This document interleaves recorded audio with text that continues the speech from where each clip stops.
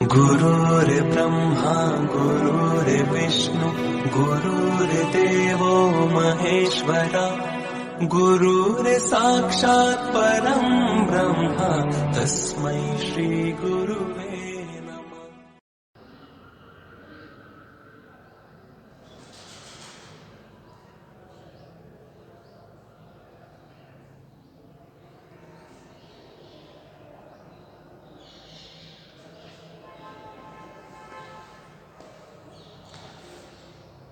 Good morning વિદ્યાર્થી મિત્રો, આજે આપણે ધાતુઓ, અધાતુઓ અને અર્ધધાતુઓ, જેને આપણે ઉપધાતુઓ કહીએ છીએ, એમની ચર્ચા છે એ કરવી છે.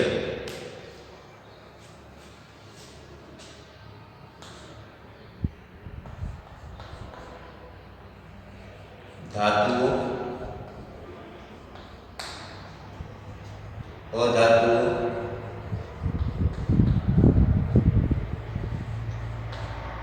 અને ઉપધાતુઓ,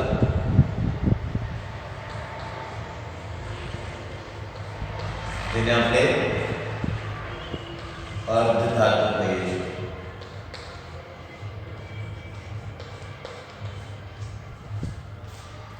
તો ધાતુ, અધાતુ અને ઉપધાતુ છે એની આપણે ચર્ચા છે કરીએ.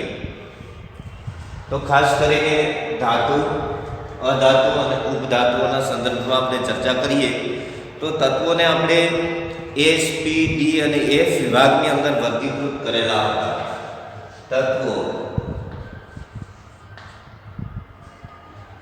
વર્ગીકરણ આપણે એસ, પી, ડી અને એફ વિભાગની અંદર કરીએ છીએ.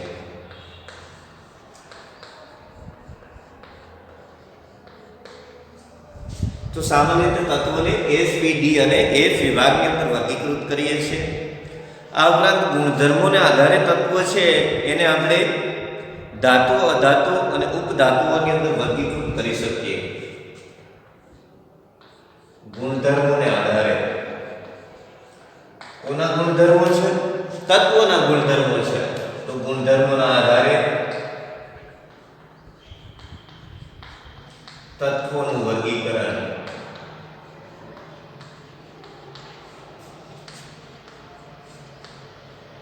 ખાસ કરીને ધાતુ,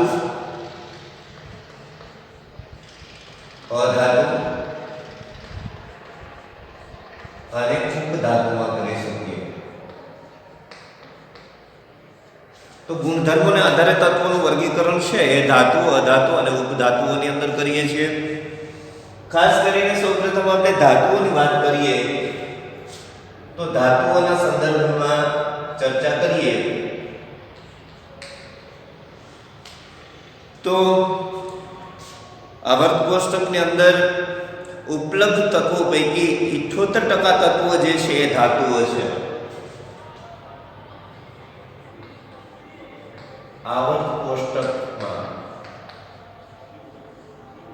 રહેલા તત્વો પૈકી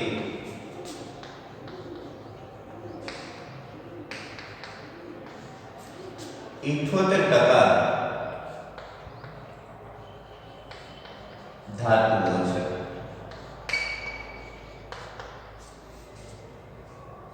આ ધાતુ છે કયા પ્રકારના ગુણધર્મો ધરાવે છે? તો કે સૌપ્રથમ ઓરડાના તાપમાને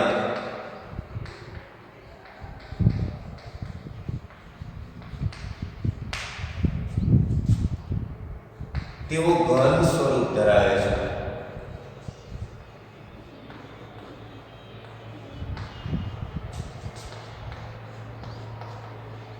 ઓરડાના તાપમાને ધાતુઓ છે કયા પ્રકારની ભૌતિક અવસ્થા ધરાવે છે?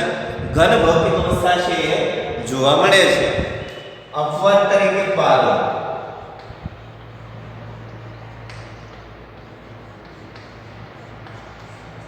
પારો છે એ અપવાદ છે, કેમ કે પારો છે ઓરડાના તાપમાને પ્રવાહી સ્વરૂપમાં જોવા મળે છે. તો ઓરડાના તાપમાને તેઓ ઘન સ્વરૂપમાં હોય છે. ધાતુઓના ગલન બિંદુ અને ઉત્કલન બિંદુ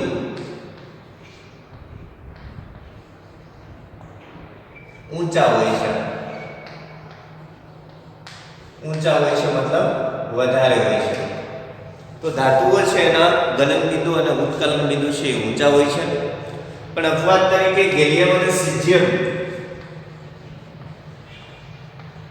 અપવાદ છે ગેલિયમ જેની સંજ્ઞા Ga છે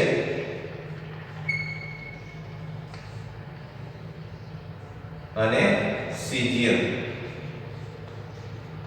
જેની સંજ્ઞા Cs છે. તો ગેલિયમ અને સીઝિયમ એ બંને અપવાદ છે જેમના ગલન બિંદુ છે નીચા છે. ગેલિયમનું ગલન બિંદુ છે એ 303 કેલ્વિન છે, જ્યારે સીઝિયમ છે એમનું ગલન બિંદુ 302 કેલ્વિન છે.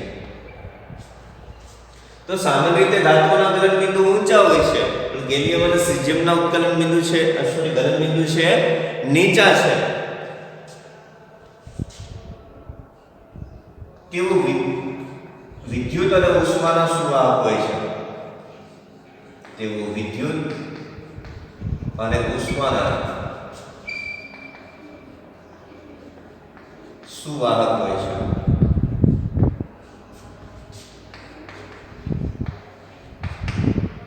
ધાતુઓ વિદ્યુતનું વહન કરી શકે છે તેમજ ધાતુઓની અંદરથી ઉષ્માનું પણ વહન થઈ શકે છે, એટલે વિદ્યુત અને ઉષ્માના સુવાહક છે.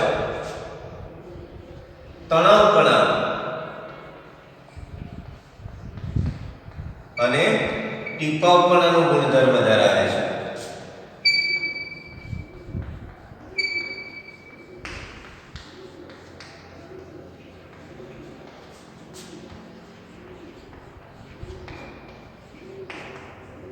તણાવપણાનો ગુણધર્મ ધરાવે છે એટલે ખેંચીને એને તાર છે બનાવી શકાય અને ટીપી અને એમાંથી પતરા છે બનાવી શકાય, એટલે તણાવપણા અને ટીપાવપણાનો ગુણધર્મ ધરાવે છે.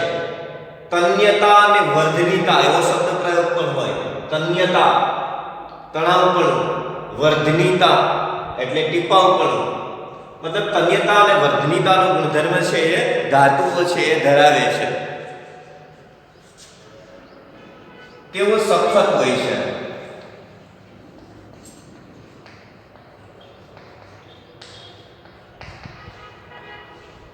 સખત હોય છે મતલબ કે કઠણ હોય છે.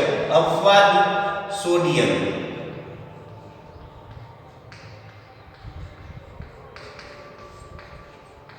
સોડિયમ છે કેવું છે નરમ છે, બરાબર.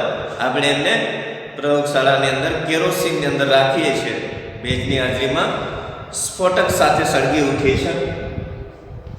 તો ખાસ કરીને ધાતુઓ સખત હોય છે પણ સોડિયમ છે સખત નથી. આવર્ત કોષ્ટકના સંદર્ભમાં વિચારીએ ધાતુમાં તો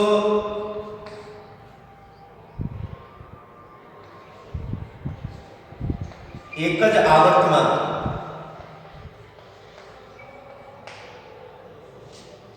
આપણે ડાબી બાજુથી જમણી બાજુ જઈએ, ડાબી બાજુથી જમણી બાજુ તરફ જતા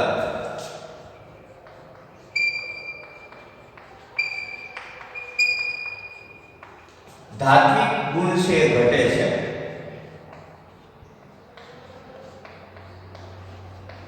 એ ધાતુપણાનો ગુણધર્મ છે ડાબી બાજુથી જમણી બાજુ જઈએ આવર્ત કોષ્ટકની અંદર તો ઘટે છે, પણ એક જ સમૂહની અંદર એક જ સમૂહમાં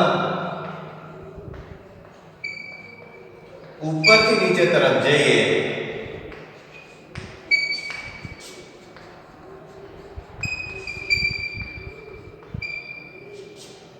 તો ધાત્વિક ગુણધર્મ છે વધે છે.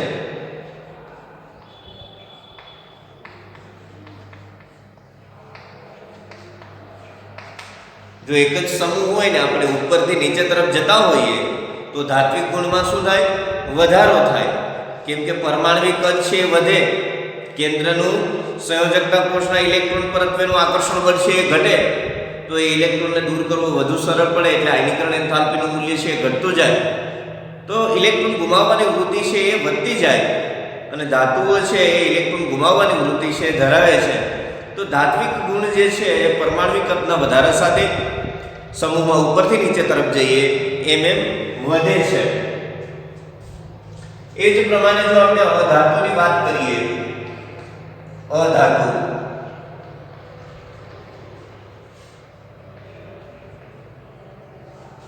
તો જેવી રીતે ધાતુ તત્વ છે એ આવર્ત કોષ્ટકની અંદર ડાબી બાજુએ છે, અધાતુ તત્વ જે છે એ આવર્ત કોષ્ટકમાં જમણી બાજુએ ઉપર તરફ છે. એટલે પી બ્લોકની અંદર સર્પિલાકાર રેખા જે છે એની ઉપરની બાજુએ અધાતુ તત્વ છે એનું સ્થાન છે આવર્ત કોષ્ટકમાં.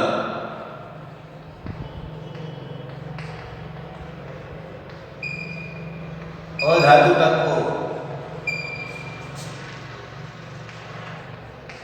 જમણી બાજુએ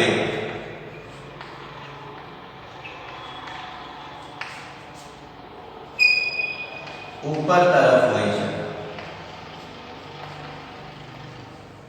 તેનું સ્થાન છે આવર્ત કોષ્ટકમાં જમણી બાજુએ ઉપર તરફનું છે. એના ગુણધર્મોની ચર્ચા કરીએ તો ઓરડાના તાપમાને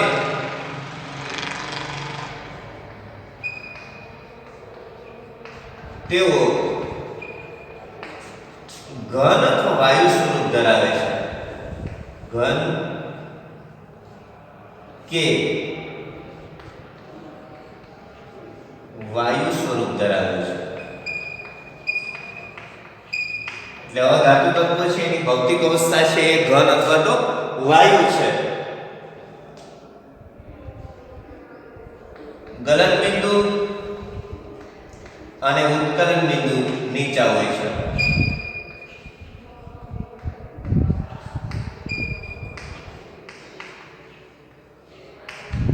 ગલન બિંદુ અને ઉત્કલન બિંદુ અધાતુ તત્વના નીચા હોય છે. પણ એમાં અપવાદ છે બોરોન અને કાર્બન. અપવાદ તરીકે બોરોન અને કાર્બન. કાર્બન અને બોરોન જે છે એ બંને ધાતુ તત્વો છે, તેમ છતાં પણ એમના ગલન બિંદુ છે ઊંચા છે, વધારે છે. તો એ અપવાદ છે. વિદ્યુત અને ઉષ્માના અવાહક હોય છે. વિદ્યુત અને ઉષ્માના અવાહક.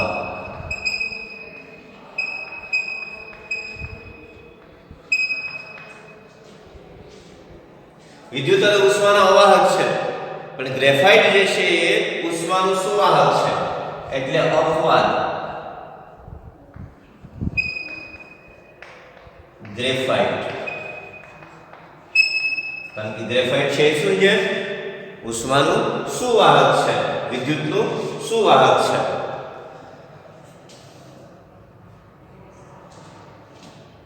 તણાવપણા કે ટીપાવપણાનો ગુણધર્મ ધરાવતું નથી.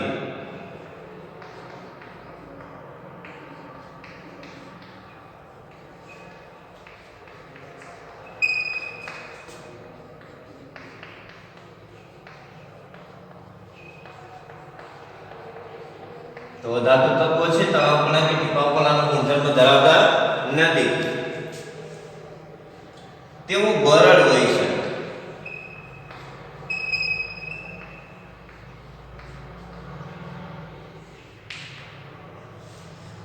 તો આપણે ધાતુ અને અધાતુની વાત કરી છે. આજે આવર્ત કોષ્ટકમાં ડાબી બાજુએથી આપણે જમણી બાજુ તરફ જતા હોઈએ તો ધાત્વિક ગુણધર્મમાંથી અધાત્વિક ગુણધર્મ છે એમાં ફેરફાર એકાએક થતો નથી કે એકાએક ધાત્વિક ગુણધર્મમાંથી એમાં અધાત્વિક ગુણધર્મ છે આવી ગયો હોય, પણ ધીરે ધીરે ધાત્વિક ગુણધર્મ છે એ ઘટતો જાય છે અને એની અંદર અધાત્વિક ગુણધર્મ છે એ વધતું જતું હોય. એટલે ઘણી વખત આપણે એવું કહેતા હોઈએ કે કોઈ પણ આયોનિક પદાર્થ અથવા તો સહસંયોજક પદાર્થ છે સંપૂર્ણપણે સહસંયોજક કે કોઈ પદાર્થ છે સંપૂર્ણપણે આયોનિક હોતો નથી. જો આયોનિક પદાર્થ હોય તો કંઈક અંશે સહસંયોજક લક્ષણ પણ એ ધરાવે છે, અથવા તો સહસંયોજક પદાર્થ છે કંઈક અંશે આયોનિક લક્ષણ પણ ધરાવતો હોય છે. કારણ કે ધાત્વિક ગુણધર્મની સાથે સાથે એમાં કંઈક અંશે અધાત્વિક ગુણધર્મ છે ઉમેરાતો જાય અને પછી જમણી બાજુએ આપણે પહોંચીએ ત્યારે અધાત્વિક ગુણધર્મ છે એ મહત્તમ બની જતો હોય છે. તો એકાએક ધાત્વિક ગુણધર્મમાંથી અધાત્વિક ગુણધર્મની અંદર તત્વ છે એનો ગુણધર્મ પરિવર્તિત થતો નથી. આવર્ત કોષ્ટકના સંદર્ભમાં આપણે ઉપધાતુઓની વાત કરીએ તો પી બ્લોકના જે તત્વો છે આવર્ત કોષ્ટકમાં, એમાં આડી જે સર્પિલાકાર રેખા છે એને અડોઅડ આવેલા તત્વો જે છે એ ધાતુઓ અને અધાતુઓ એ બંનેના ગુણધર્મો છે એ ધરાવે છે. આવા તત્વો છે ને આપણે ઉપધાતુઓ અથવા તો અર્ધ ધાતુઓ છે એ કહીએ. આપણે એની ચર્ચા છે એ કરીએ, ઉપધાતુઓ અથવા તો અર્ધ ધાતુઓની.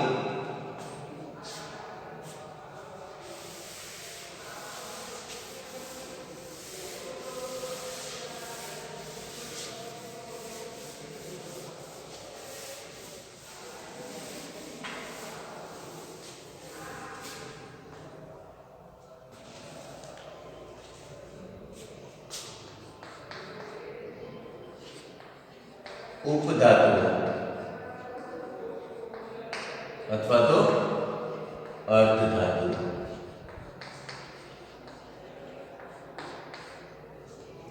તો ખાસ કરીને 13મા સમૂહના તત્વો આપણને ખબર છે કે સમૂહ 13 છે એના તત્વો બોરોન, એલ્યુમિનિયમ, ગેલિયમ, ઇન્ડિયમ અને થેલિયમ એ સમૂહ 13 ના તત્વો છે. સમૂહ 14 ના તત્વો કાર્બન, સિલિકોન, જર્મેનિયમ, ટીન અને લેડ.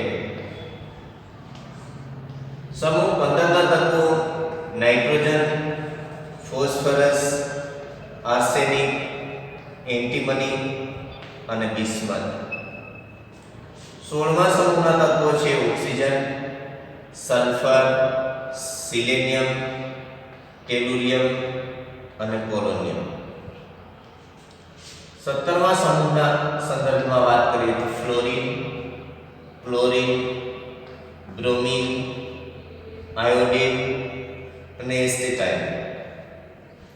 18મા સમૂહમાં helium, neon, argon, krypton, xenon અને રેડોન. હવે આવર્ત કોષ્ટકની અંદર ખાસ કરીને સિલિકોન થી જર્મેનિયમ,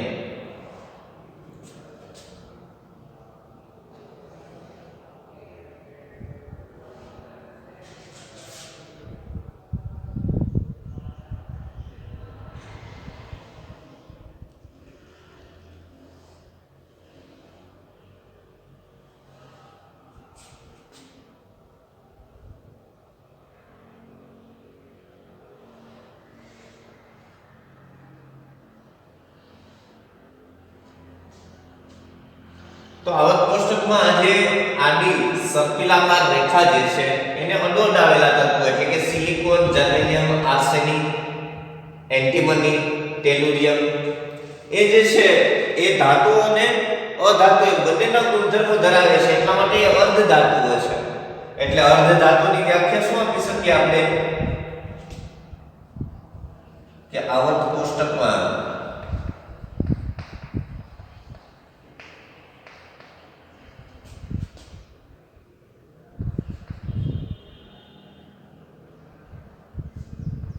જાડી સર્પિલાકાર રેખાને અડોઅડ આવેલા તત્વો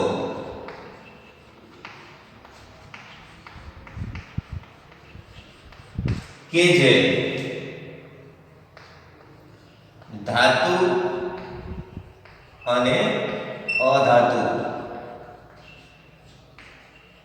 એમ બંનેના ગુણધર્મો ધરાવે છે.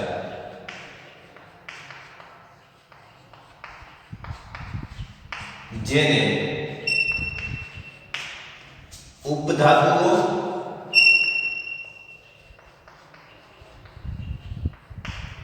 કે અર્ધધાતુઓ કહે છે.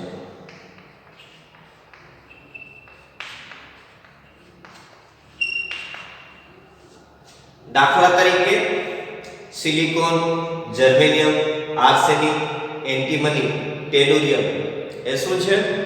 ઉપધાતુઓ છે અથવા તો અર્ધધાતુઓ છે. હવે આપણે કોયડાની ચર્ચા કરવી છે.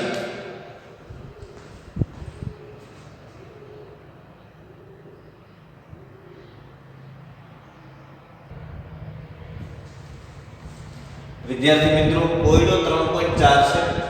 પરમાણ્વિક ક્રમાંક અને આવર્ત કોષ્ટકમાં સ્થાનને ધ્યાનમાં રાખી નીચે દર્શાવેલ તત્વોને ધાત્વિક ગુણધર્મના ચડતા ક્રમમાં ગોઠવો.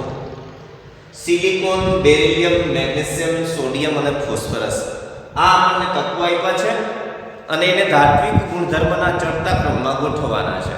એટલે સૌથી વધુ ધાત્વિક ગુણધર્મ છે એ કોનો છે?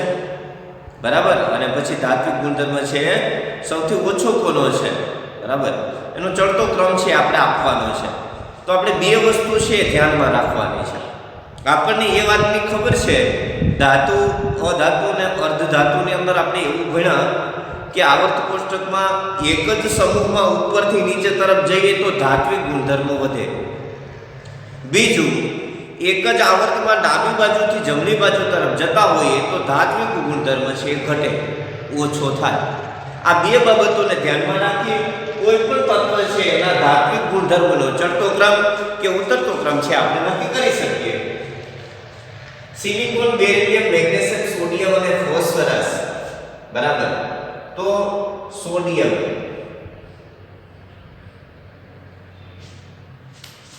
પછી મેગ્નેશિયમ, સિલિકોન અને ફોસ્ફરસ. સોડિયમ, મેગ્નેશિયમ, સિલિકોન અને ફોસ્ફરસ એક જ આવર્તના તત્વો છે. આ એક જ આવર્તના તત્વો છે. ડાબી બાજુથી જમણી બાજુ જઈએ તો ધાત્વિક ગુણધર્મ છે એમાં ઘટાડો થાય. જ્યારે બેરિલિયમ પછી મેગ્નેશિયમ આવે, બેરિલિયમ પછી મેગ્નેશિયમ આ એક જ સમૂહના તત્વો છે બંને. બરાબર. એક જ સમૂહમાં ઉપરથી નીચે તરફ જઈએ તો ધાત્વિક ગુણધર્મ છે એ વધે. એનો અર્થ એવો થયો કે બેરિલિયમ કરતા મેગ્નેશિયમ છે એનો ધાત્વિક ગુણધર્મ વધારે છે. સૌથી વધારે સોડિયમનો છે. સૌથી ઓછો કોનો છે? તો કે એક જ આવર્તમાં ડાબી બાજુથી જમણી બાજુ જઈએ તો ધાત્વિક ગુણધર્મ ઘટે. તો ફોસ્ફરસ છે એનો સૌથી ઓછો છે. ફોસ્ફરસ કરતા સિલિકોન જે છે એનો ધાત્વિક ગુણધર્મ વધારે છે. સિલિકોન કરતા બેરિલિયમ કરતા આપણને ખબર છે કે મેગ્નેશિયમ છે એનો ધાત્વિક ગુણધર્મ છે એ વધારે છે. તો સિલિકોન કરતા મેગ્નેશિયમ છે એનો ધાત્વિક ગુણધર્મ છે એ વધારે છે. મેગ્નેશિયમ કરતા બેરિલિયમ છે એનો ધાત્વિક ગુણધર્મ છે એ વધારે છે. અને સૌથી વધારે સોડિયમ છે એનો ધાત્વિક ગુણધર્મ છે. તો ધાત્વિક ગુણધર્મનો ચડતો ક્રમ છે phosphorus is less than silicon is less than magnesium is less than beryllium is less than sodium છે આપણે આપી શકીએ છીએ. બરાબર.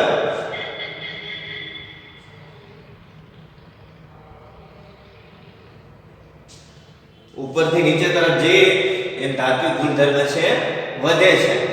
તો ફોસ્ફરસ કરતા સિલિકોન, સિલિકોન કરતા મેગ્નેશિયમ, મેગ્નેશિયમ કરતા બેરિલિયમ અને બેરિલિયમ કરતા સોડિયમ છે એનો ધાત્વિક ગુણધર્મ છે વધારે છે.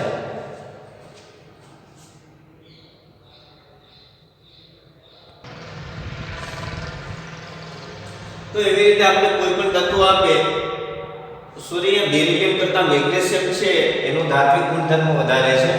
તો બેરિલિયમ પહેલા આવશે. બેરિલિયમ કરતા મેગ્નેશિયમનો ધાત્વિક ગુણધર્મ વધારે છે અને મેગ્નેશિયમ કરતા સોડિયમનો. તો એક જ આવર્તમાં ડાબી બાજુથી જમણી બાજુ જઈએ તો ધાત્વિક ગુણધર્મ ઘટે છે અને એક જ સમૂહમાં આપણે ઉપરથી નીચે તરફ જઈએ તો ધાત્વિક ગુણધર્મ વધે છે. આ બે બાબતોને ધ્યાનમાં રાખી અને આપણે એનો ચડતો ક્રમ જે છે ગુણધર્મનો એ અથવા તો ઉતરતો ક્રમ છે નક્કી કરી શકીએ છીએ. ઓકે.